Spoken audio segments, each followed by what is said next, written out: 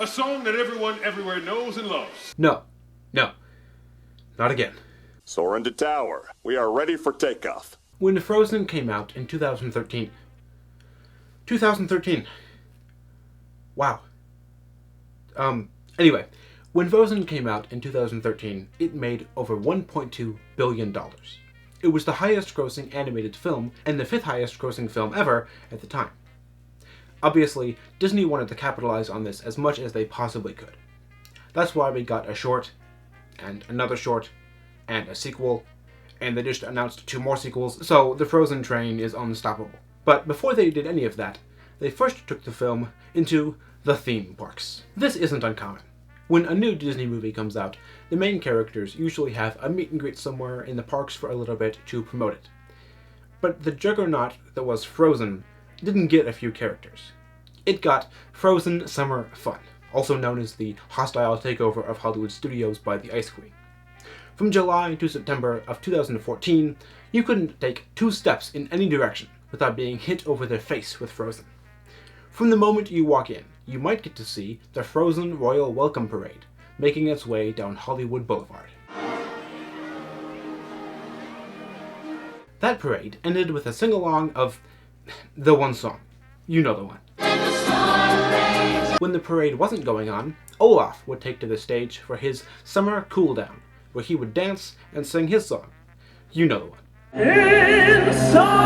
Plus, you could get your very own Olaf and take him around with you.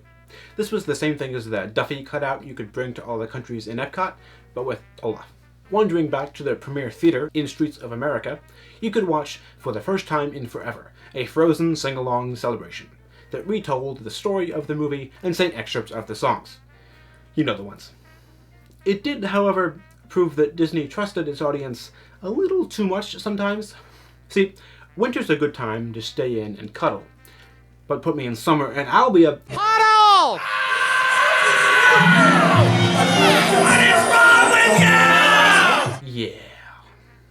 Moving on, you can head into Pixar Place, rest in peace, to find Wandering Oaken's Trading Post and Frozen Funland. Whoever named these, I have some questions. But this space was actually really cool. Definitely the highlight of the event. There's an ice rink where you can actually skate in Florida, a spot to build snowmen, a snack bar with hot cocoa, and some fun photo backdrops. The Wonka experience could never.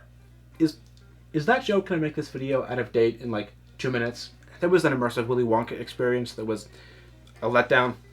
This was not, though. The event also, obviously, had plenty of limited edition snacks and merchandise, had a dance party, and capped off every night with a Frozen-themed fireworks show. It should also be mentioned that every single banner in that park was for the event. But the takeover didn't end with a single event. It came back in 2015. Well, okay, and also, the Disney Parks Christmas Day Parade in 2014 would be called the Disney Parks Frozen Christmas Celebration to integrate the movie. Maelstrom, the anchor ride of Epcot's Norway Pavilion, would be turned into Frozen Ever After by 2016. Maelstrom wasn't the most popular ride, but it was also about Norway, which Frozen is not. That same year, a stage musical based on the movie would replace Aladdin, a musical spectacular in California Adventure. Paris, Hong Kong, and California also each got their own version of the Summer Fun event. The hype for Frozen eventually died down. Don't get me wrong, it's still very popular, it's just not the unstoppable craze that it once was. What's baffling to me is that these Summer Fun events aren't that unlike the Star Wars weekends that Disney used to have. Unique experiences, special merchandise, themed maps, an attraction that coincided with the event. But when Star Wars weekends first started, it was to celebrate the re-release of the original trilogy of movies, not the initial release of one movie. Something about Frozen was such a unique touchstone in culture that got it all of this. Did it earn all of that attention? Maybe not. But that sing-along is actually really fun. As long as you don't say, puddle. Until next time, be sure to gather all your carry-on items from the undersea compartment and exit to your right.